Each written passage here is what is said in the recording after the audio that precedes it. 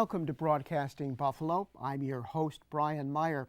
Tonight, we'll be introduced to some accomplished people and the work they've been doing at the Buffalo Niagara Medical Campus. The organization has earned an international reputation among medical institutions in the 2 decades since its founding. Reporter Julia Soluri has more information on how the medical campus has become such a major player in the region. More than 24 healthcare-related facilities are working together here at the Buffalo Niagara Medical Campus.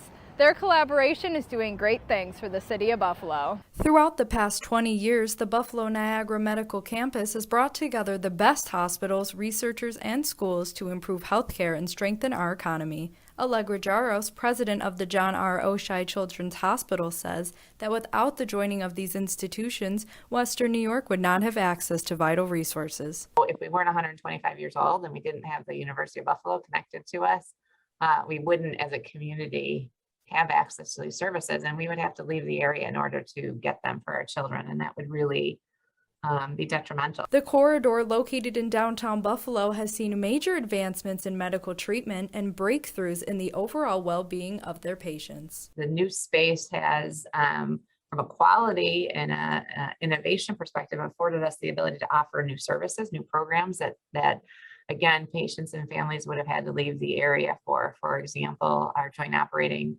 or a joint venture with Roswell for the inpatient pediatric and ambulatory joint program has afforded us the ability to not only provide BMT and CAR T-cell programs to kids under the age of 5, but also we're now involved in a dozen or so clinical trials that we would not have been involved in the past. Another key organization within the Buffalo Niagara Medical Campus is Kevin Guest House, created as a place for people to stay while their family members received medical care. So we are really the first, America's first healthcare hospitality house in the country, and now there are over 600 homes around the world similar to that. Annie Agrasto has stayed with Kevin Guest multiple times since 2018. She says she wanted to stay close to the hospital and fell in love with the family atmosphere. It's a blessing.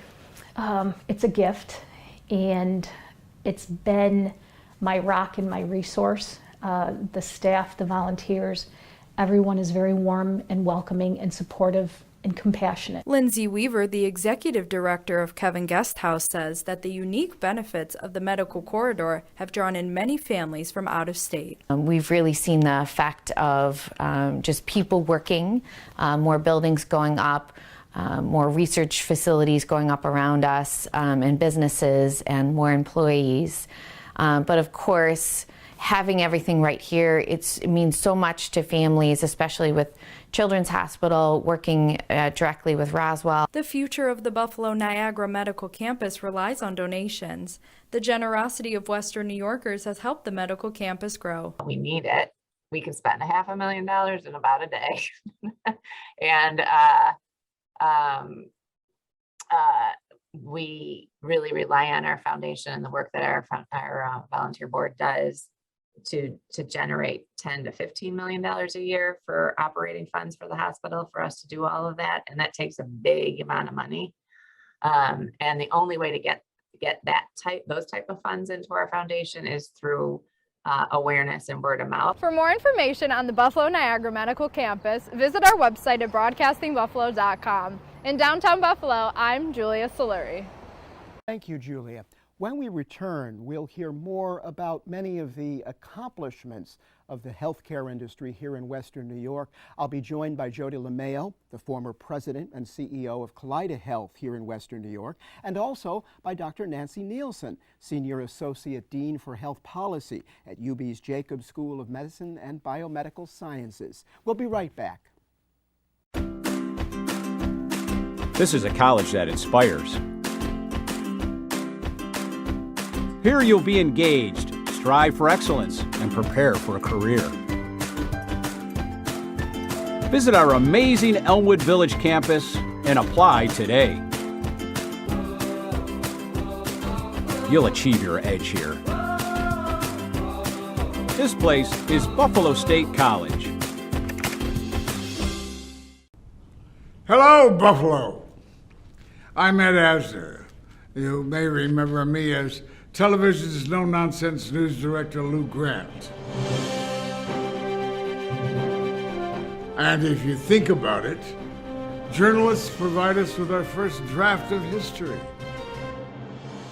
Right here in Buffalo, more than 50 years of TV news coverage is being brought back to life.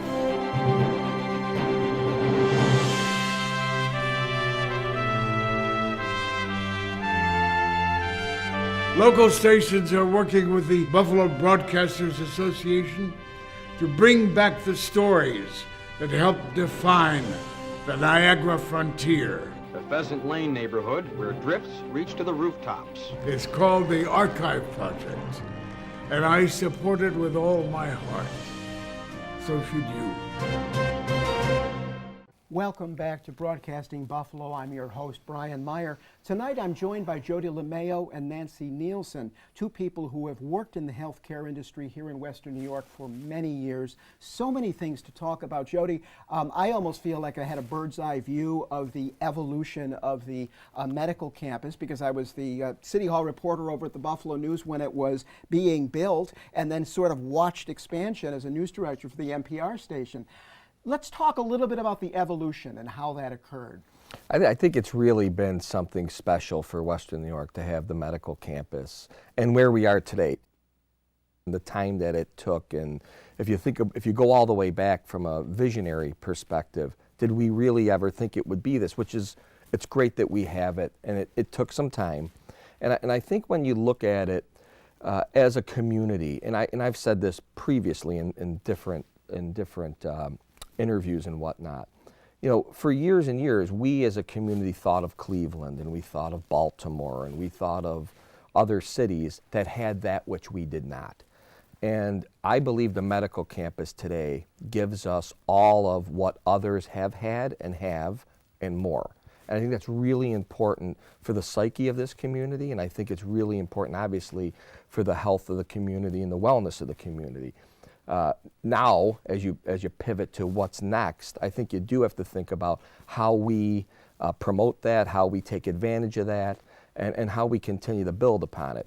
But the medical campus with all the individual institutions and the connectivity is incredibly special, and I would say it's as impressive and as well done as any medical campus in the country, to include what I think was the final piece of the puzzle, the UB Medical School coming downtown. Absolutely. Let's talk about UB. And of course, Nancy, you've been associated for many years, an alum at UB. Yes.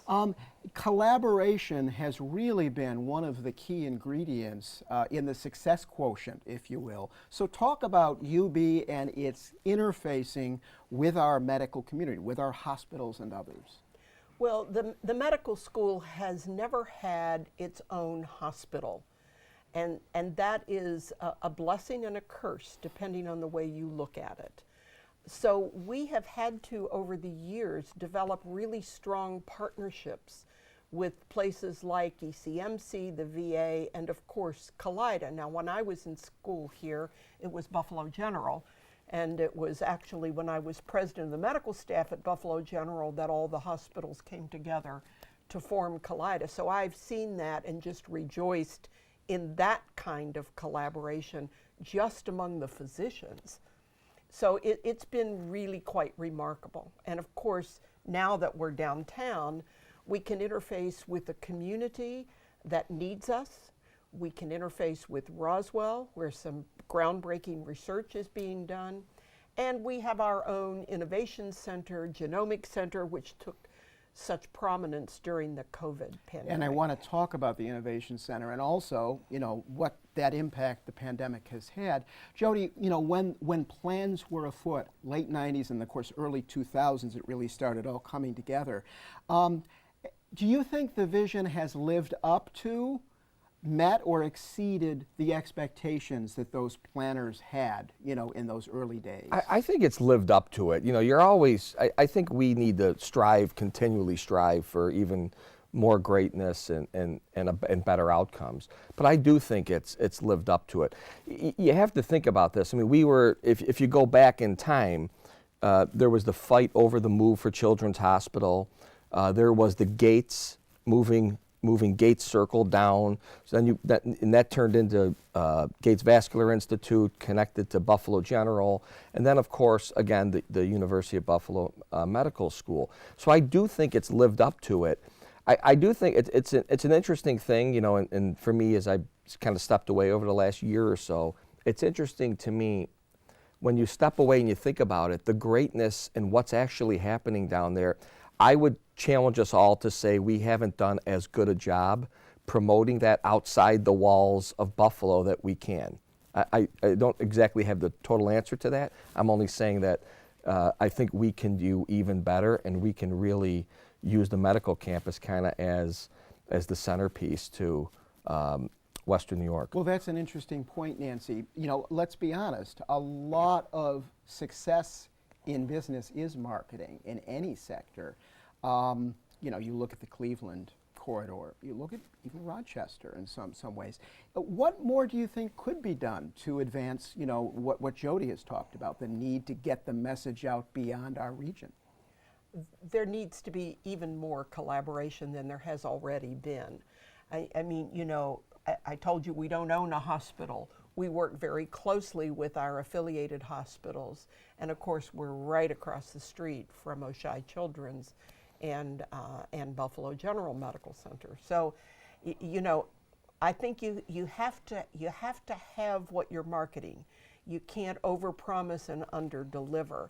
And so, from my standpoint, this is about connections, and it's trust, and it's working together, particularly as healthcare economics are changing, which they clearly are. And Nancy, you alluded to the pandemic. That's affected every single facet of everyone's life, but I have to imagine it's played some unique pressures, if you will, on the medical community. Talk a little bit about that. Well, of course. I mean, it was horrible for everybody. You know, it has been horrible. I don't want to speak as if it's in the past tense yet, although, please God, I hope it will be. It was very difficult for our students because they couldn't go into clinical rotations. We had to reconfigure courses. Some you can do virtually, others you can only learn when you're with patients. So it was disruptive for sure, but we had wonderful partnerships with our hospitals and with our clinicians in private practice who worked with our medical students. The medical school, one of the saddest things that happened early on in the pandemic.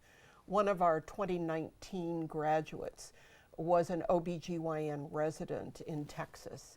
And during her second year of residency, she contracted COVID and died. And it was a great tragedy. Yeah, I remember that. Jody, you were manning the helm in that first 6 months of the pandemic, correct? Correct. Over at Kaleida. What was it like there? Well, it was, I mean, look, there's no book that you go to on the shelf that says how do you manage a healthcare system in the middle of a pandemic. So what was interesting about it was it really did force, and this was a good thing, further collaboration, further discussions. So it wasn't three men in a room making a decision. It was really all the partners making decisions. It was very, very difficult. So let's start. Dr. Nielsen's kind of minimizing. It was incredibly stressful because we just didn't know. There was just not a lot of answers. But I would say this, that for all the institutions, to come out of it the way we did, to where we are today, if you had asked me this question in the beginning of it, I wouldn't have thought we'd be this far ahead. Now, there's tremendous financial burden that took place. And there's lots of challenges going forward. But for the most part, the staff really held together. The staffs did. We didn't have this mass exodus out of Western New York or our healthcare system. People still did get, not to the quality that we would have liked, still were able to get quality care. I mean, there were hiccups and there were delays and there were, with elective surgeries and whatnot. So I think we can be really proud of where we are today. I'm not sure how many more things or what better we could have done because, to be honest, we were at the mercy of those around us, meaning governmental mandates and different things that were happening. And so many, as you pointed out, unanswered questions. Well, we've No got question. a lot more to talk about. Also, where the medical campus is going and the role that it plays in shaping the non-medical aspects of our community. So much more to talk about. We'll be right back talking more about the medical campus in just a moment. Believe, inspire, achieve. These three simple words capture the progression of each student's journey at the college. Believe. Education works best when powered by confidence and a positive attitude. When students believe in themselves, great things can happen. Inspire. Active learning among a peer group of engaged and community-minded leaders inspires great thinking and doing. Achieve. On a very practical level, each student finds the support and resources at Buffalo State to achieve their goals. Achievements continue on through our more than 100,000 alumni throughout the world.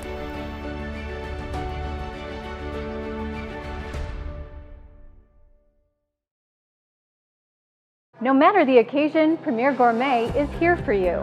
Featuring Buffalo's best craft beer selection, grocery store items, coffee, and gifts. Find locally made Buffalo products and everything you need for your home bar. Visit premiergourmet.com. Experience Buffalo and Erie County's unique stories with the new Buffalo History Museum podcast. Connect with Western New York's history as you listen to detailed narratives about heritage, architecture, business, innovation, and significant events and people throughout time. The podcast takes inspiration from the museum's collection and beyond, from experts on staff and featured guests. From the 1918 influenza to F. Scott Fitzgerald, experience the stories that make up our region. The Buffalo History Museum podcast. Listen wherever you get your podcasts. No matter who you are or where you're from, you are welcome here. Tú eres bienvenido. مرحبا. أهلا وسهلا. You are welcome here. You are welcome. You are welcome here. Welcome back to Broadcasting Buffalo. I'm Brian Meyer. I'm here with Jody LeMayo and Dr. Nancy Nielsen talking about the Buffalo Niagara Medical Campus. We've talked about how the medical campus got where it is, what's happening now. Let's look at the future of the medical campus. Jody, you talked about the need to more aggressively market and so forth. Beyond that, what are some things that we have to be thinking about long term to continue the momentum and maybe even expand? Well, there's a few things, but Brian, the one thing I think you have to continue to do and always be better at is the medical campus has to be safe. So it has to be a safe place to go and get care, and you could expand that and keep broadening that out. Parking is always an issue anywhere in most any city, but in the medical campus, again, making sure parking is really well done. And thirdly, just kind of signage and whatnot. I've always thought those three things were really important on the medical campus. We've enjoyed having these massive kind of build-outs, whether it's Oishei Children's Hospital, the medical school. I don't see in the future massive buildings or anything like that.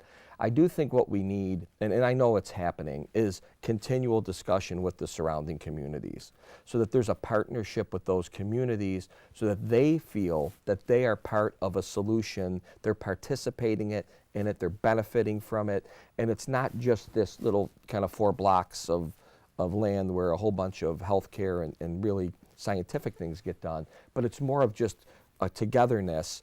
And then I think over time, that turns into a medical campus that can extend very, very far. And Dr. Nielsen mentioned ECMC. You know, in other cities, the medical campus isn't just a square plot of land. Mm-hmm. It really extends through. So I think, to your question, I think if we can continue to communicate and partner with the community around us, and involve the community around us, whether it be the faith-based community, the block clubs, so on, I think you have a real good chance of this becoming a very, very special place for the community. And Nancy, you know, we talk about community involvement and engagement. We actually did a segment here at Broadcasting Buffalo on the gentrification issue, because, you know, the medical campus has created some challenges, even with all the positives that have come out of it. It certainly has, Brian. Let's just take one of them, parking. We knew absolutely that when we started, there were approximately 4,000 people or so who were working down in that area. It's now over 16,000. And so it was a very deliberate decision to have the subway open up right as you entered the medical school. That was important. The other important decision was to not have a whole lot of dining facilities. The intent was that the community would serve that need, and it would foster places on Allen Street, places on Main Street, and so on. So there were some very deliberate plans to try to minimize that. You don't want a worker coming and parking in the space in front of somebody's house, which is their only place to park, particularly during the winter, right? So we really were very conscious about that. It's not been perfect. There have been hiccups, but we have to help figure it out and minimize the negative impact. But the positive impact of having a vibrant medical activity directed not just toward incredible tertiary and quaternary care like you get in the hospitals, but also prevention. Let's talk about how we eat. What do we cook? Is there a supermarket anywhere near you? Now there's a Bray Miller's down near the campus. You know, that's a good development. That's a good point, because there's been so much about community health and some of the challenges we face as it relates to that. We have about a minute left. What are some lessons that perhaps another mid-sized metropolitan area in this country could learn if that area was thinking about developing a medical campus? What are some things, just very briefly? I would start with communication, partnership, collaboration. That will be ultimately whether the decision of, or how if it works and if it does not work, will reside right there on those things, because there's talented people everywhere for the most part. But if you're not communicating with your neighbors, if you're not partnering with whether it's university with Kaleida or Roswell, you name it, I don't see how possibly you can move it forward. Just a few seconds thoughts on that, Nancy? Yeah, I think the community needs have to be met, and we're talking health needs. And so if we have a satellite clinic, we have to put it where the people are, and we've done that. So we've concentrated a lot on the campus, but there's much outreach beyond that. Well, we'll be right back with much more on the Buffalo Niagara Medical Campus. Stay tuned. This is a college that inspires. Here you'll be engaged, strive for excellence, and prepare for a career. Visit our amazing Elmwood Village campus and apply today. You'll achieve your edge here. This place is Buffalo State College. No matter the occasion, the Premier Group is here for you. Take advantage of our easy online ordering and curbside pickup, or shop the finest selection of unique wines, spirits, and gifts at any of our 3 independently owned Western New York locations. Your life has taught you a lot. Now your experience can help change a child's life.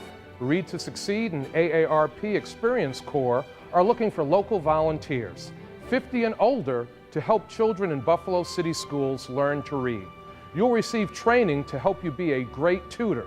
You have what it takes to change a young person's life. The experience may even change your own.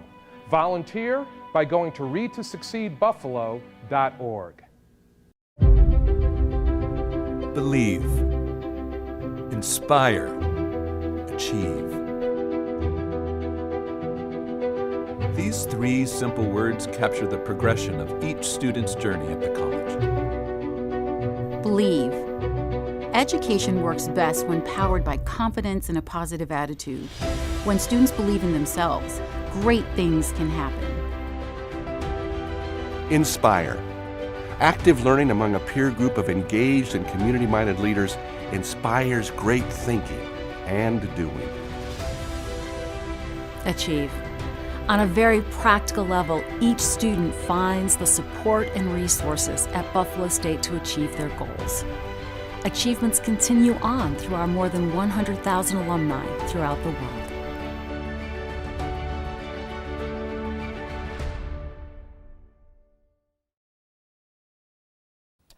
Well, we've covered a lot of ground involving the medical campus. Jody, parting thoughts, the future of the medical campus? Well, for me, I'm a fan first, so I'm incredibly grateful of what's happened on the medical campus, that we played a small role in developing it and continuing it to grow into the future and whatnot. I think for the community, I would just say to trust the care that's given there, to really be grateful that we have this unbelievable asset in our community. And all the other communities, they're wonderful, they deliver great care, but we really do have something special. So for me, I'm a fan of what's happening. I think only good things to come, and the more we can work together, the better we're going to be. And Nancy, part of the future involves continued research. Absolutely, and that's what the medical school obviously brings to this academic complex. Cutting-edge research, pushing the frontiers of medical science, very quick bench to bedside translation, quicker than happens other places. So that's a big advantage. We have basic science researchers who can work with clinicians across the street and patients who come for the best care, frankly, in the world. And again, it gets to the whole issue of collaboration, and we thank you very much for sharing these thoughts. It's been certainly an enlightening half hour. I wish we had another hour and a half to talk because there's so much to talk about.